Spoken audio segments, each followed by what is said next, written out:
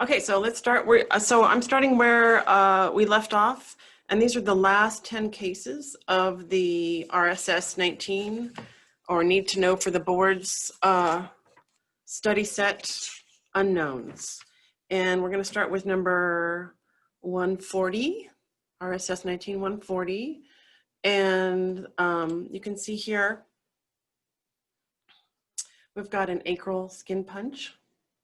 It is acral type skin with this kind of compact orthohyperkeratosis, a little bit of hypergranulosis, no hair follicles. If you see this kind of change and there are hair follicles in the dermis, that's the hairy palm sign, and that's LSC. So anyway, we're not looking at LSC, we're looking at acral site, and you can see that in this biopsy, the main pathology is in the dermis, and it's these kind of amorphous collections of this fibrillar material. It's a little bit blue-gray, sometimes pink in other areas. It's surrounded by a palisade of histiocytes. Actually, when I was a junior resident in, I was tricked into calling one of these lesions a malignant neoplasm by one of my attending physicians. So I will never forget that. So what you need to do is not pay attention to these cells and how big they are, because histiocytes can look quite atypical. These are histiocytes. You need to look at this material that they're surrounding. Does anybody have an idea about what this might be?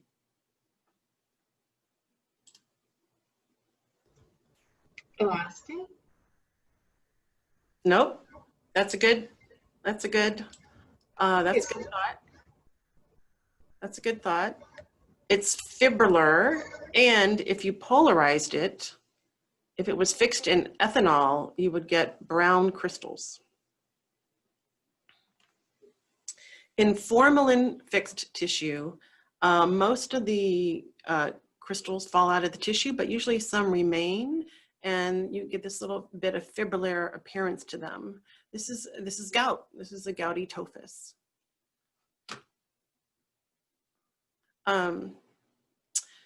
So most of the time that we get it, it's not suspected clinically. It comes formalin fixed, and so this has a very distinctive histologic appearance. We just call it gout. The differential diagnosis, of course, is pseudogout, which is instead of urate crystals, calcium pyrophosphate crystals. Luckily for us, they're rarely found in the skin, and they don't really produce these tophus-like lesions. So we can pretty confidently call this a gouty tophus. I'm trying to get my chat up, sorry, so I can see. Does anybody have any? It's not coming up. Any questions? And I agree about those giant cells can sometimes look quite striking if there's a lot of them. It can trick you into thinking atypical. Yeah. I'm going to ask people just because I can't get the chat to come up. I'm not sure what's going on. Yeah, so do you have that toolbar on the bottom of your screen? Yeah, I do. And so I'm clicking on the Zoom icon. So no, there is a chat icon. Yeah, no, I know. I'm clicking on the top of the screen and doing the chat icon. Oh, there's a whole chat icon unto itself. Meeting controls. Oh, I got it. Yay. Okay. Okay, we're good. But feel free to unmute yourself and ask a question. And AH was right, gout. Hyaluronic acid was also, that was a very good guess. It doesn't have that fibrillar appearance. And triamcinolone, I don't think I've ever seen that, like injected into the skin. I don't know what that would look like. I don't think it would look so fibrillar, but I don't know. Jessica, Jim, have you ever seen triamcinolone? I mean, I've never seen it, but I would imagine it's those, what we see in injection material, those empty spaces that we sometimes see, Yeah. like in your scars. It wouldn't look like probably anything that maybe gets washed away. Yeah. And most of those injectables, they have kind of a homogeneous look to them, not really a fibrillar look. Has been my experience, fillers and things like that. Yeah, I agree. Yeah. Okay, let's go into the next one. Sorry. Or one.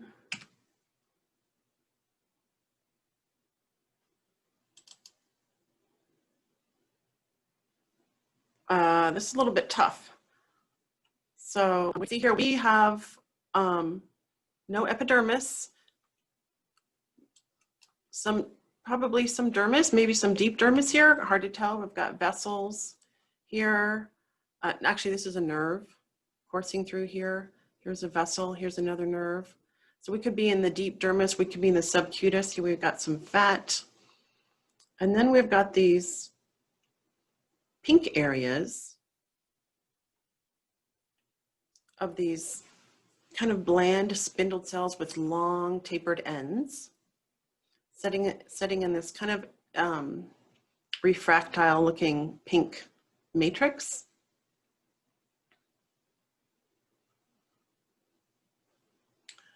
And they're kind of, you could say that they're forming very long fascicles. Okay, great. Any guesses? Well, let's say this is in the palm or the sole of the foot. In the superficial fascia, perhaps. Very bland cells, very hypocellular, these tapered ends. Traumatic neuroma is a good guess. This isn't really neural tissue. Traumatic neuroma tends to make little nerve endings. So it'll look a lot like, let's see here. It'll look like with these little nerve endings, only many, many, many in a group. So, but that's a good guess, like a traumatic or a Morton's neuroma. This is fibromatosis. So fibromatosis is classified into superficial fascial, which is what as dermatologists you're going to see, and then deep fibromatoses like intra-abdominal, pelvic, mesenteric. So really all we want to concern ourselves with are superficial or superficial fascial fibromatosis. And there are 3 different kinds: Dupuytren's, which is the palmar fibromatosis, plantar, which is the Lederhoses, and the penile, which is Peyronie's. And it has this very kind of typical histologic appearance, these parallel fascicles, very uniform fibroblasts, very bland looking. Your differential diagnosis would be a fibrosarcoma, and a fibrosarcoma would be much more cellular. You see also long fascicles, but more in a herringbone pattern typically. There's nuclear pleomorphism, they're mitotic figures, and plus, luckily for us, very rare in the hand and foot. So kind of like pseudogout, we really don't need to worry about it too much.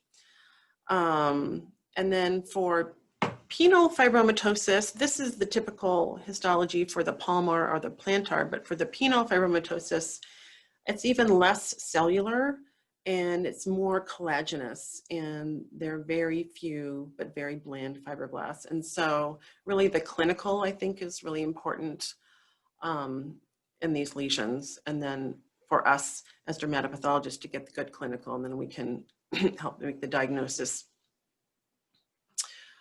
So let's go, any questions there? Let's go to the next very cool case. I've actually never seen a case of this before, and I can't believe we have one in our study set because it's basically not seen in the US. Okay, so here we go. So here we have a punch biopsy of skin and subcutis. So this biopsy is really deep, gets into the lots of subcutis. And you can see it has kind of a pale pink appearance. I think that the slide is a little bit faded. But in addition to that, there is just a lot of ischemic necrosis. You can see that there's almost nothing looking normal here.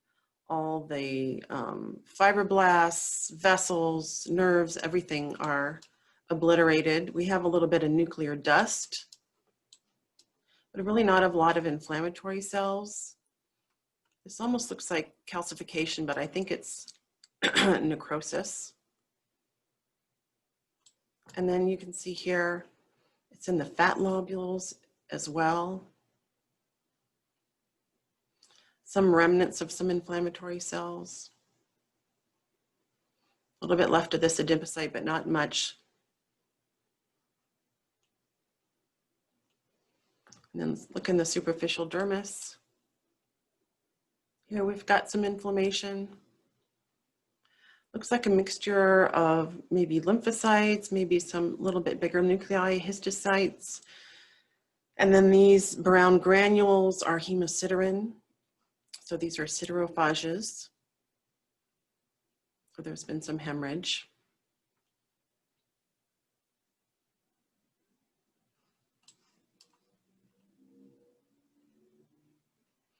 I think if you had this biopsy as a dermatologist reading your own slide or dermatopathologist, what would be differential? I think you need a special stain for the diagnosis, but what would people think of?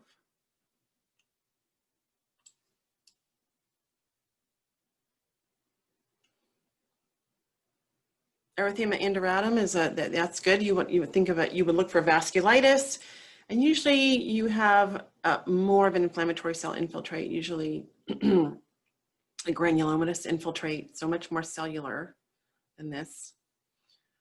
What special stains might you do? Fight, exactly. Yeah, exactly. So actually I would do a fight, even though we don't see granulomas and there's not a whole lot of inflammation, I'd probably do the whole gamut. I would do a tissue gram stain, a fight stain, and a PASD stain for fungus. And I don't, you really can't get to the diagnosis without those stains. This is a Baruli ulcer or Mycobacterium ulcerans. And the key to this diagnosis is that you see all of this acute, it looks like ischemic tissue necrosis. You have this really pink necrosis without much inflammation. And what's so difficult about making this diagnosis is you don't have that much inflammation. You don't have the typical granulomas of other mycobacteria. And I think the thing that might tip you off is that you just have all this necrosis with little inflammation. The differential diagnosis would include ischemic necrosis. You would maybe look for some kind of external trauma changes on the surface, which we don't really see here, like you could see this under a burn, perhaps. You could see this over a vasculitis, also perhaps this kind of pink ischemic necrosis. Mycobacterium ulcerans basically doesn't occur in this country. I don't know, Jim and Jessica, if you know the history of how we got this biopsy in our study set, but really happens primarily in West Africa and Australia, and tropical. So it's interesting because this is from Africa. We used to get interesting cases from Africa as a kind of a charitable thing that we used to do, and this is one of them. So awesome. Yeah. Not completely charitable because we got a great case. Yeah. Also, one other thing about M. ulcerans, the necrosis is thought to be caused by a mycolactone produced by the mycobacteria that acts as an extracellular toxin. And they think that the toxin might even induce necrosis of the inflammatory cells, which I think is pretty cool. Maybe why we don't have so many inflammatory cells. Okay, let's go to the next case.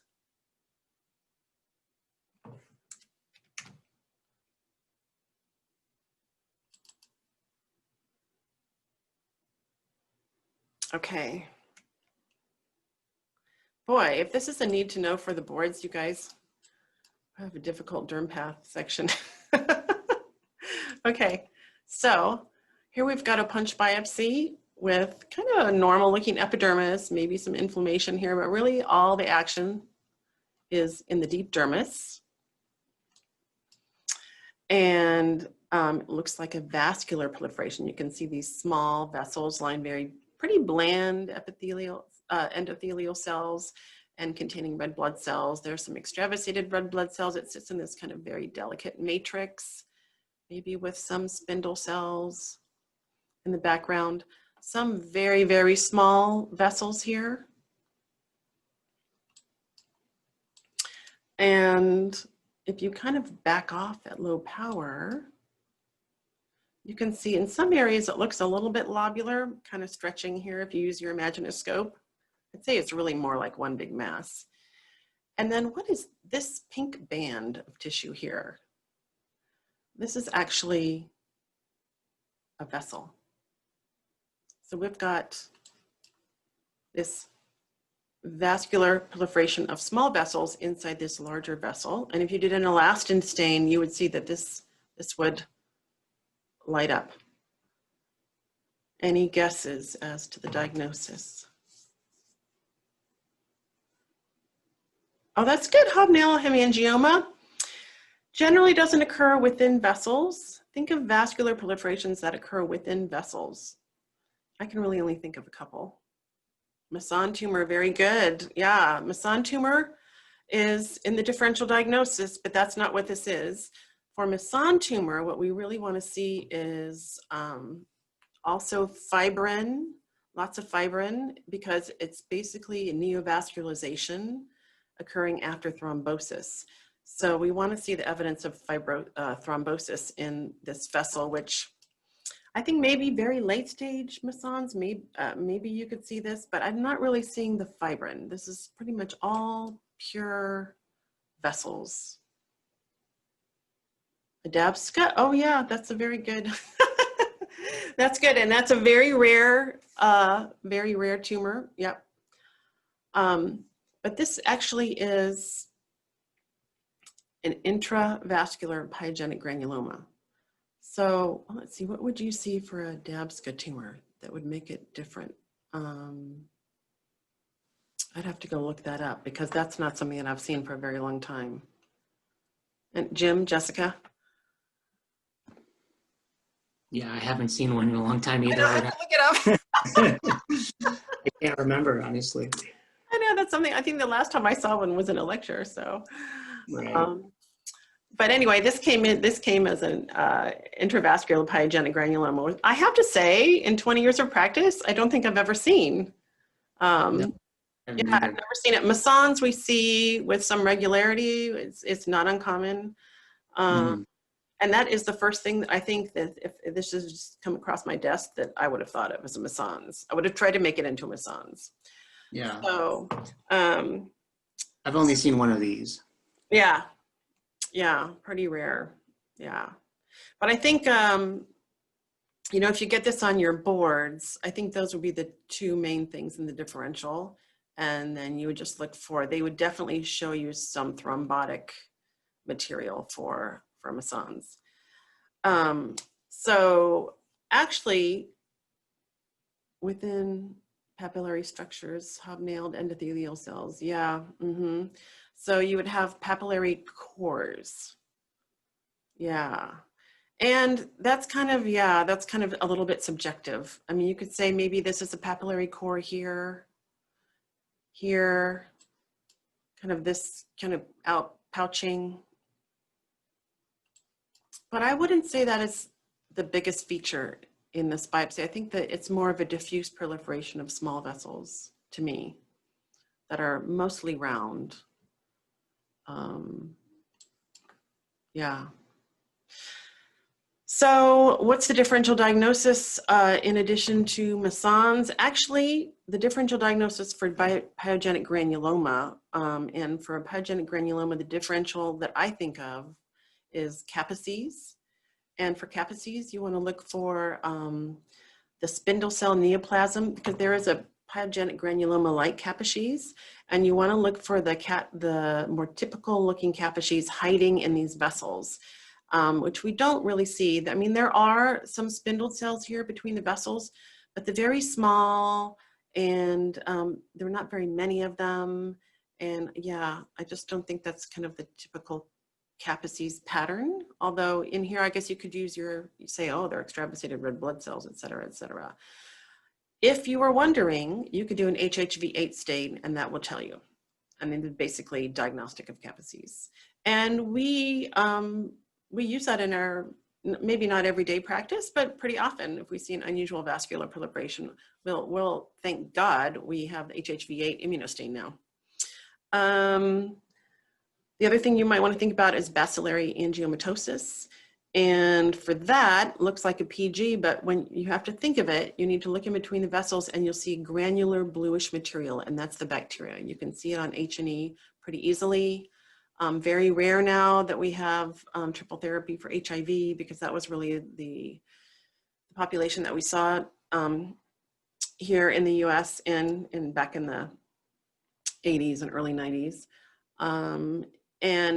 If you wanted to know for sure, you could do a Gram stain or a Warthin Starry stain for bacillary angiomatosis, and that is Bartonella Hensley.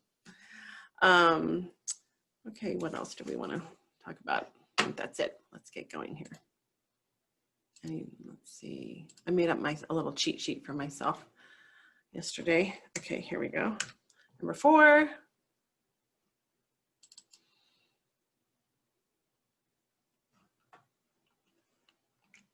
And I don't know how many people previewed these slides, but let me just tell you, this is on the genitalia. So here at low power, we've got these verrucous epidermal hyperplasia. And if you look a little bit more closely, here's the normal epidermis. And then here's the area of epidermal hyperplasia. And you can see many, many mitoses, individually necrotic squamous cells. You can see it looks a little bit bluer than the normal epidermis. So the cells have less cytoplasm because we're looking at mostly nuclei. Exactly. Bowen's disease, very good. Yeah, Bowen's disease. So, or Bowenoid papulosis in this location. Does it look pigmented? Yeah, it can look pigmented. It can totally look pigmented. Let me see here. Yes, it's got pigment in it. And is that hemosiderin or melanin? I'm not quite sure. I think maybe it's a little bit of melanin, but oh, you know, it's very, see how this round and kind of golden appearance? That's actually hemosiderin. So, but Bowen's can be pigmented. Of course, it's an HPV-induced lesion. Everybody knows that. It's full thickness squamous atypia, same as squamous cell carcinoma in situ. And actually, when we report these out, we'll say squamous cell carcinoma in situ with a comment if it's on the genitalia, that this, you know, if the clinical is right, could be Bowenoid papulosis and treat accordingly. Clues clinically, genital location, often multifocal. There's a very low risk of transformation to squamous cell carcinoma. Invasive squamous cell carcinoma, less than 3%. HPV-16 is the most common HPV, which is a high-risk type associated with this. Okay, let's go to the next. Oops. And I can put my cheat sheet up on the web for you guys if you would like. Let's get to number 5. Another kind of somewhat difficult case in my estimation. So here we've got something that doesn't really have an epidermis on it. Looks like it got dug out. That's these big fragments of tissue that look like they have a lobular proliferation of these very small spindled cells. And if I did a mucin stain, this background would light up bright blue. We use colloidal iron stain in the skin, and that's the best thing for mucin in our day-to-day practice, and it would be all blue. So this is a small spindle cell population sitting in a myxoid matrix. Let me look around for other features. There are some thin-walled vessels here, but not very many. And yes, neurofibroma, very good. Yeah, this is a myxoid neurofibroma. Yeah, So as you know, neurofibromas are S100 positive. Oh, by the way, here's a nice mast cell, which is what I was looking for, that fried egg of a mast cell, and another one here, typical in neurofibromas. If I had this as a routine case, I would probably do an S100 just to confirm that it is a neurofibroma. The differential diagnosis for myxoid spindle cell tumors is quite large. And when you do an S100 and these cells are S100 positive, then you really narrow your differential diagnosis down. One of the things that you don't want to miss, and which can be really undercalled as a cutaneous myxoma or even myxoid neurofibroma, would be a low-grade myxoid fibrosarcoma. And I have seen probably 3 in my career. They're very, very rare, but they can occur superficially. They can come up from the deeper tissues and involve the dermis, and they will not be S100 positive. So ever since I had one of these cases in my very first year of practice, I always do an S100 and make sure that I'm not dealing with a fibrosarcoma.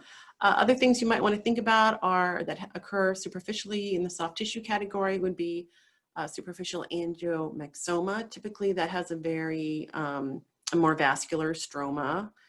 That's the angio and angiomyxoma. I'm trying to think, that's not S100 positive. I think that's about it. Jim and Jessica, any other things that you would think about? I think once you have your S100, you've got your diagnosis here. Yeah, I agree. Yeah. So just things to know that might be on the boards for neurofibromas. In general, they're 90% are sporadic, 10% are part of neurofibromatosis type 1. I don't think myxoid neurofibromas are more likely to be in NF1. They're just the same as sporadic normal type NFs. They are caused by biallelic inactivation of the tumor suppressor gene, NF1, which is located on chromosome 17q11.2. All right, let's go to the next case. Anybody have any other thoughts about that?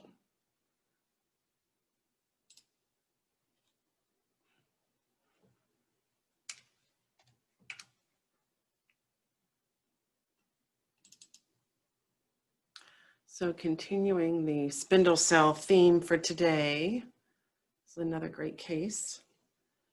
And we actually have multiple examples in our study set, which is really nice. That's because we actually don't see this tumor very often, probably once or twice a year. So let's see, we unfortunately don't have any epidermis on this piece of tissue. Looks like it was either misembedded or it was dug out. Maybe somebody thought it was a cyst. But I can tell you that this is in the dermis. This is a dermal-based tumor. And it's got these kind of fascicles and balls of what we are described as spindled and epithelioid cells. You can see here, it looks like it has a little bit of a myxoid matrix. You get the feeling it got shelled out, that it kind of maybe is a circumscribed tumor, but we can't say for sure here.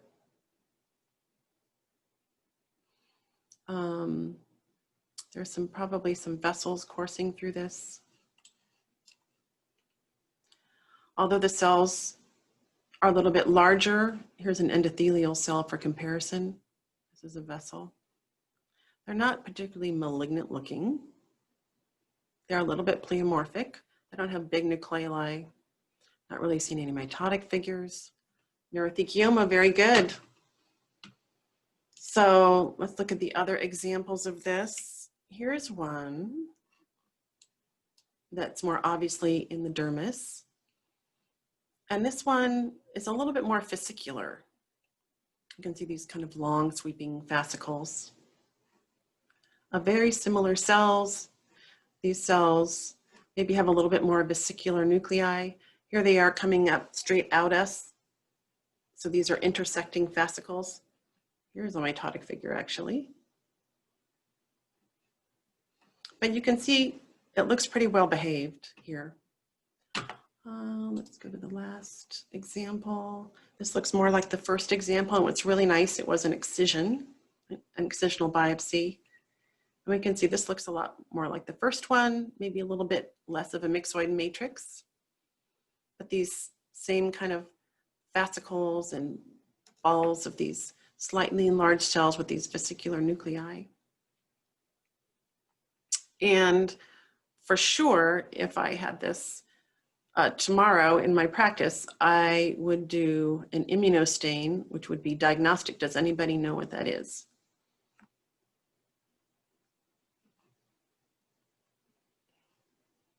And I don't know if they would show you PGPS. Okay, tell me what that is, because PGP5, is that the same as NK, the NKIC3? I think it is. Yeah, sorry, I always call it NKIC3.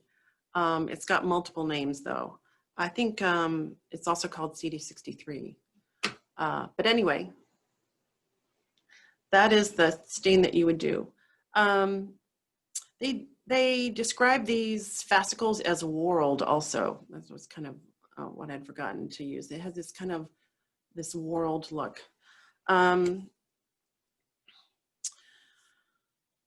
You also want to do an S100, probably in tandem with the NKI. I think the NKI alone, it gives you the diagnosis, but the differential diagnosis includes a nerve sheath myxoma.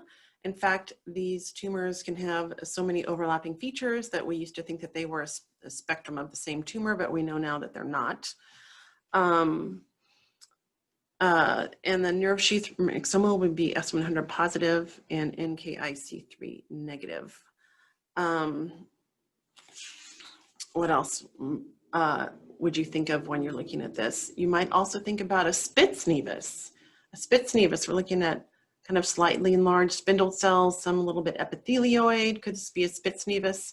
Yes, definitely. And the S100 negativity will rule that out. An epithelioid neurofibroma you might think about, or a schwannoma, again, those are S100 positive.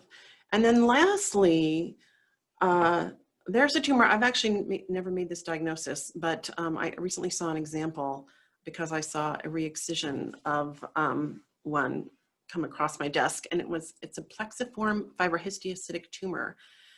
Has anybody ever seen one of these tumors? They're very rare.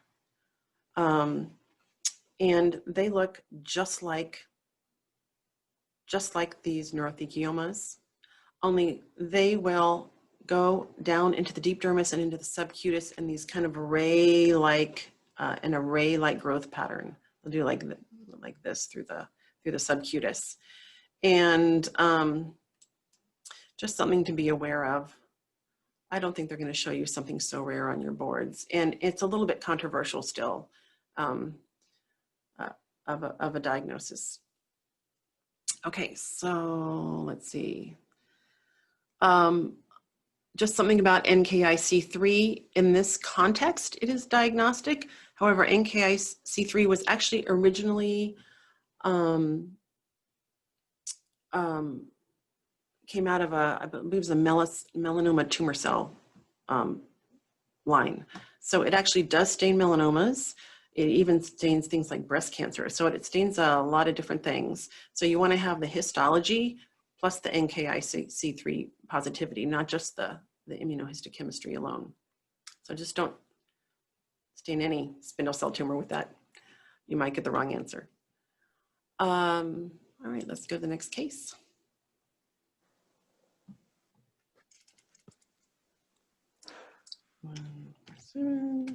One quick thing about neurothekioma, Jessica, is that you can have quite a bit of pleomorphism and mitotic activity, and actually doesn't affect prognosis. So that's oh, that's a good point.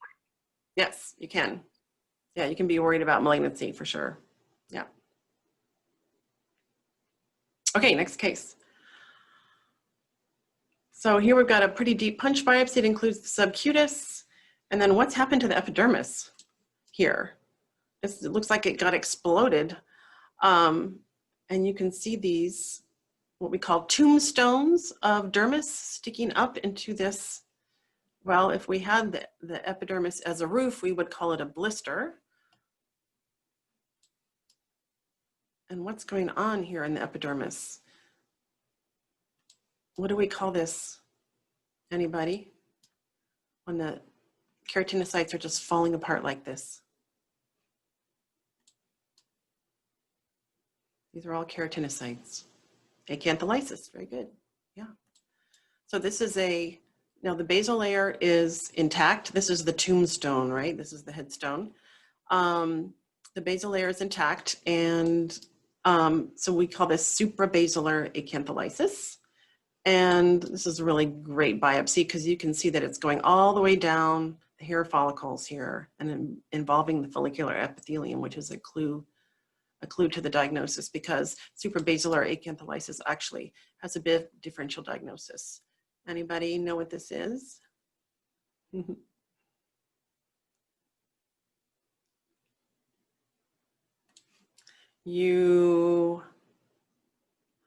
Let's say there's a big differential. What is something that if you just got this biopsy, you would tell your clinician to do pemphigus vulgaris? Yeah, that's exactly what this is.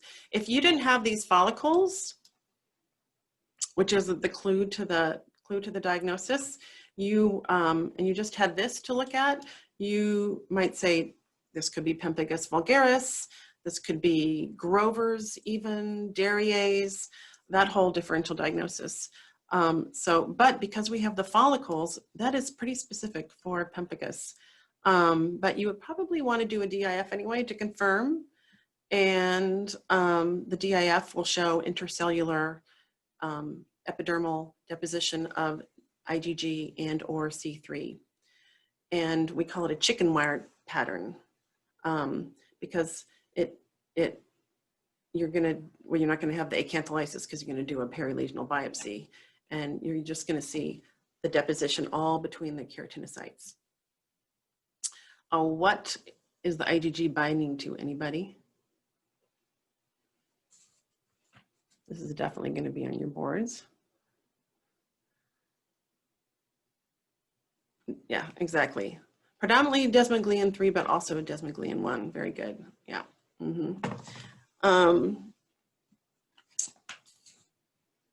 So the differential, Derrier's, Haley, Grover's, so they're all in the acantholytic dyskeratosis category, but you can see a little dyskeratosis in pemphigus. You can see here these cells look dyskeratotic, don't they? So you can have a little bit. So don't exclude the diagnosis of pemphigus if you have a little bit of dyskeratosis. Pemphigus foliaceus, you might think of, but that has a more superficial type of acantholysis. You're going to see most of the epidermis intact, and you're just going to see it there in the granular layer in pemphigus foliaceus. The target in PF is desmoglein 1. But interestingly, the DIF can look the same in pemphigus foliaceus as pemphigus vulgaris. So you can't type pemphigus on the DIF alone. You have to have the histology also, in addition to the clinical, of course. And we don't know exactly why that is, because it doesn't make complete sense to me, but you can get intercellular deposition in PF in the lower levels of the epidermis, even though you're not seeing the acantholysis there. Okay, so let's go to the next case. Number 7, so number 8. How am I doing on time? Oh, I need to speed up.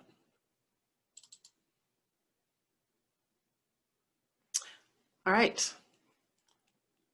I don't know the site of this biopsy. I just know what the study set says it is. So let's just say this is not a breast or a genital lesion. And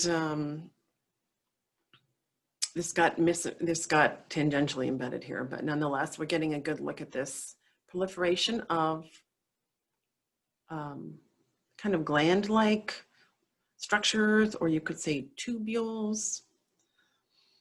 They're lined by this very banal squamous cells, or epithelial cells, excuse me. They're actually not technically squamous cells. And let's look around here. In some of them, we've got these pseudopapillae. And then you can see they're kind of budding off in the areas. I'm trying to get to a good, here we go, maybe it's a little bit better. You can see the apical cells here have very pink cytoplasm. I'm trying to find a snout. Maybe this a little bit. We call these snouts on these. These are apicrine cells, which is part of the name of this tumor. So it's a circumscribed proliferation of these tubules lined by apicrine cells. There are many different names for this tumor, actually. And I will say in general, adnexal tumor naming is kind of a nightmare. But you could call this an apicrine adenoma, or a tubular adenoma, or a tubulopapillary adenoma, or a papillary tubular adenoma. But actually in the study set, it's labeled as a tubular apicrine adenoma. So these are most commonly found in the scalp, typically in women. They're of apicrine derivation. They can be associated with organoid nevus, nevus sebaceous, syringocystadenoma papilliferum. They rarely occur other places, but can occur other places. They're usually less than 2 centimeters, but have been reported up to 7 centimeters, quite large. So it's really interesting. And the histology, I think we already went over. What you might think of as a differential diagnosis would be anybody with these papillary infoldings and this kind of connection to the epidermis. You might think of syringocystadenoma papilliferum. Yeah, exactly, SPAP for short. And so what do you want to see in SPAP? Typically has more of an invaginated look coming from the epidermis. And so you'll see the epidermis and the kind of this squamous part of the tumor here in the superficial portion of the tumor. And then in the deeper tumor, it'll look more like this histology. And then what do you have?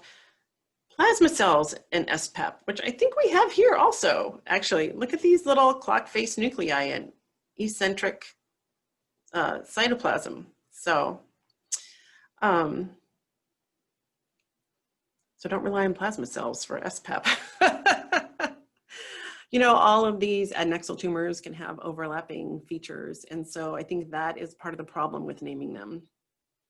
Anyway, this is benign apicrine tumor. That's the main thing. Other things you might think of carcinoma, we don't have the atypia for that, and we don't have the infiltrative growth pattern. I mean, we don't have the whole tumor here, but you get the idea that it's circumscribed. All right, let's go to the last case. Anybody want to comment on that?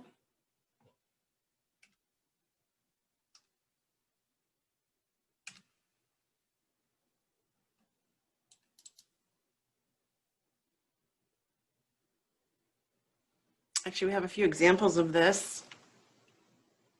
And I have a really good case from my clinical practice this week to show everybody after we come to the diagnosis on this one, which is in the differential diagnosis. So, all right, here we go. This side is a little bit pink, but you can see we've got this spindle cell proliferation abutting the epidermis, not really seeing anything at the junction. And if we look at these spindled cells, lots of mitotic figures, lots of nuclear pleomorphism. They're going in these fascicles. Some of these are really wild looking. Look how much bigger this cell is than the one next to it. So very malignant cytology.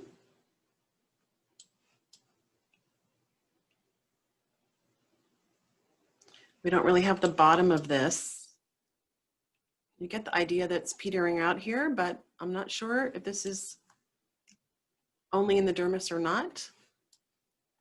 But when you see this kind of cytology, and it's the head and neck of an older individual, AFX, yeah, exactly, AFX.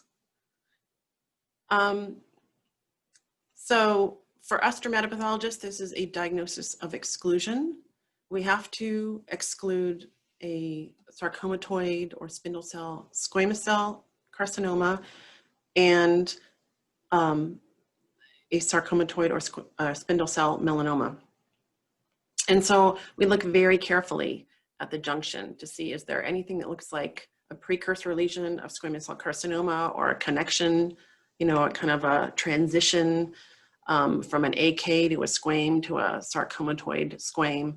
We look for melanoma in situ, and you can look also down the adnexa. Melanoma in situ likes to go down adnexa for that as well, if you have an ulcerated lesion. Something else you might think of is a malignant, a leiomyosarcoma. Typically, they're not as pleomorphic, but they can be, and maybe not as cellular, but they can be. They're very rare in the skin.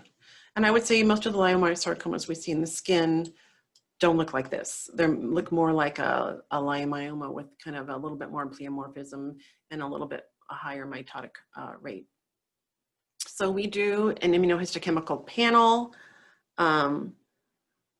and this has actually been a recent topic of discussion in our practice because there are many, many stains that you can do on these tumors, and what do you choose? We choose a SOX10. Although I did have and so that's for a melanoma, I did have a SOX10 negative sarcomatoid melanoma a couple weeks ago, and it only stained with S100. And then you want to do a marker for squamous cell carcinoma. So if you're thinking it could be melanoma, you want to do more than just one melanocytic marker. You want to do SOX10, S100, probably melan-A, although usually something that's anaplastic is not melan-A positive, or HMB45 positive, because those are staining melanosomes. And by the time a melanocyte looks like a spindle cell, an ugly spindle cell like this, is not making melanosomes anymore. So onto our squamous cell markers. You want to get a cytokeratin, and actually we've played around with different cytokeratins. Cytokeratin 5/6 is what we're using now, which is a high molecular weight cytokeratin. You could use the broad spectrum as well, but that tends to miss some sarcomatoid squames. And then there are markers like P63 and its isoform P40, which have been touted as being more sensitive for sarcomatoid squamous cell carcinoma. We don't have any immunos on this particular one, and I actually would like to get one into the study set that has some immunos. Here's another example of an AFX. So again, that ugly, ugly cytology. And just abutting the epidermis, but nothing in the epidermis. These fascicles. I'm sorry, there's one other thing that you want to think about when you see something like this, especially in the head and neck of older individuals, and that would be an epithelioid angiosarcoma. And those can be keratin positive, interestingly. So you want to do, if that occurs to you, like you see something suspicious for an angiosarcoma, some funny looking vessels, you want to do ERG. That's the most sensitive stain now for endothelial origin. Here's another AFX. Kind of looks like our first one. So you can get the picture now, how they look. This one you can see is a little bit blander. And I actually had a case recently that an outside pathologist called a reticulohistiocytoma. So in a late stage, reticulohistiocytoma can be quite spindled. And so these AFXs, they don't always have that really ugly cytology. They can be a little bit blander. And what you want to look for, I think is the tip-off, is usually there's a little bit more pleomorphism in the mitotic figures. You really shouldn't see a lot of mitotic figures in a fibrohistiocytic tumor that's this cellular. Jim or Jessica want to add anything to the AFX discussion? It just seems like it's always important to have very good working immunostains for this one. Yes, definitely. And I'll show you why. So I had a case this week.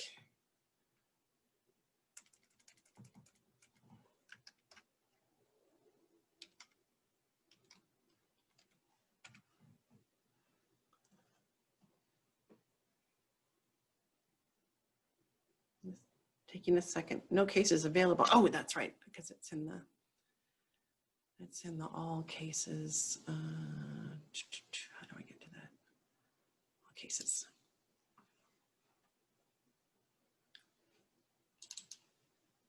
I think you saw this. I think Jim and I think everybody saw this. Oh no, that's not the right 17999.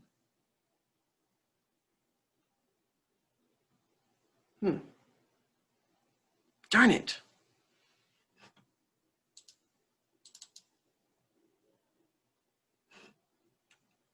Oh, this is not the right case. Well, oh, I must have written it down wrong. I had a sarcomatoid squamous cell carcinoma, and it looked just like an AFX, but it stained for keratin 5/6 quite diffusely and beautifully. Sorry, this is re-excision of something. We have a couple minutes. Do you guys want to see? I saved some other cases from this week that I thought might be kind of fun.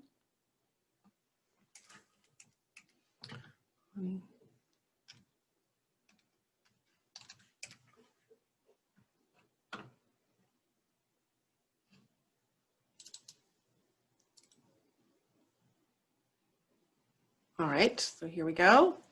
So you can see this looks kind of like a skin tag at low power. It has this almost polypoid look to it. But look how many vessels there are. I mean, you can see quite a few vessels in its skin tag, and they can actually look really prominent when it's been strangulated. But these have these vessels, they're kind of coursing through this biopsy. See here, really not a normal vascular pattern, kind of branching. And then when you look in between the vessels, you have these little pretty bland spindled cells. If you did a mucin stain, this matrix would light up.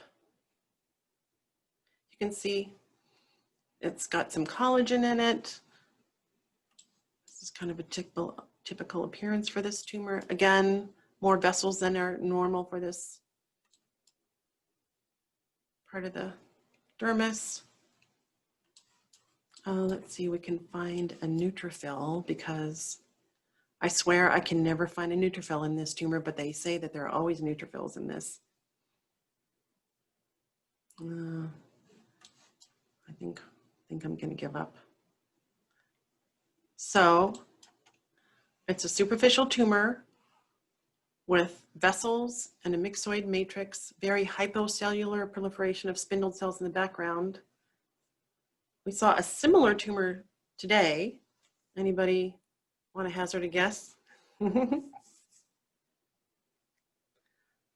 Yes, exactly. Cutaneous angiomyxoma or superficial angiomyxoma. And some people just put all the cutaneous myxomas together. So it would probably be fine to call it a cutaneous myxoma also. Yeah. Okay. It's 501. Do you guys want to do? I saved a couple more kind of fun cases. They're not that unusual, but we don't see them every single day.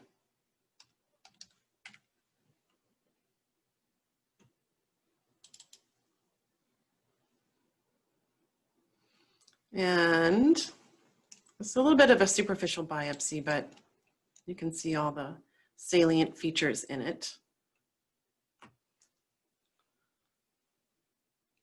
So we can see there's this invagination of the epidermis. And what is this here? We saw this earlier in another biopsy.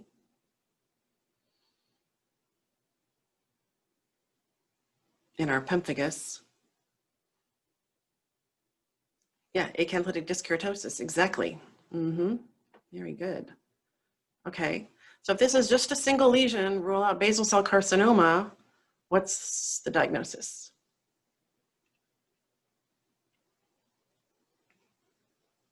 Warty D, very good, warty disc keratoma. And so it has a little bit of a warty look, you can see, because it's got the hypergranulosis, kind of the invagination, like inward turning reedy, kind of a little bit warty here in terms of the, you could say those are verrucous projections, but then it's got the acantholysis. So if this was a rash, we'd think about Grover's, maybe Haley, Darier's, probably just Grover's and Darier's actually, probably just Grover's because it's so discreet.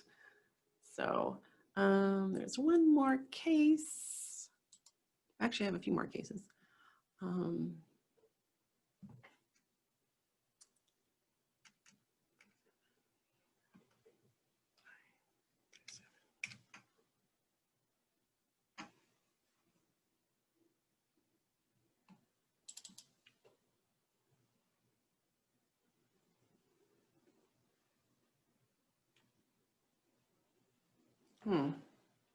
Oh yeah, okay, this is it, yeah. Okay. So actually the clinician knew what this was, but still did 2 biopsies. So here we've got a punch biopsy with this kind of patchy inflammation in the superficial dermis. And you could almost say lichenoid a little bit. And then what is going on here above this inflammation? What is this? It's parakeratosis, but in a very kind of peculiar leaning in, kind of like a tower leaning over appearance. And not only that, there's 2 of them. One here pointing to this one, which is pointing to this one. Anybody? Parakeratosis, yeah, exactly. So clinically, this was a DSAP. I just thought it was a really nice example because we got 2 cornoid lamella in the little punch biopsy. And then we even have the lichenoid inflammation. So when you biopsy the center porokeratosis, it can look like a lichen planus-like keratosis. It can have really a lot of lichenoid inflammation or benign lichenoid keratosis. You've got to get that edge. Let's see.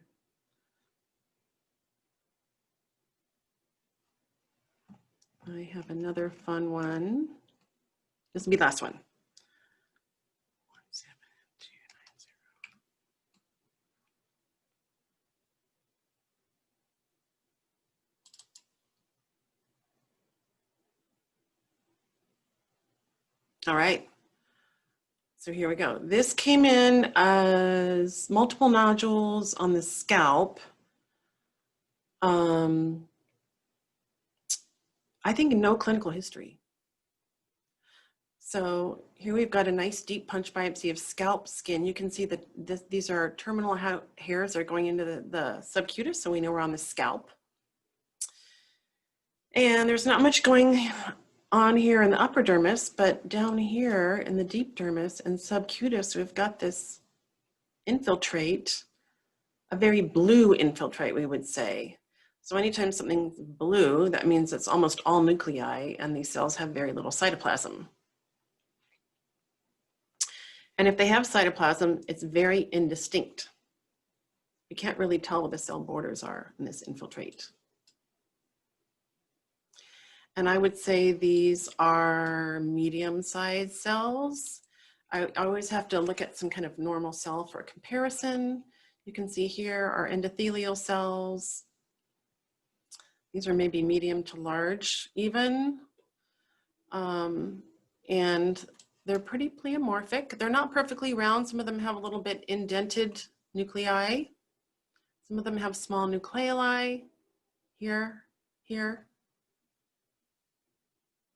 They're not really kind of a diffuse infiltrate in the fat here. They're not really making anything like glands or keratin.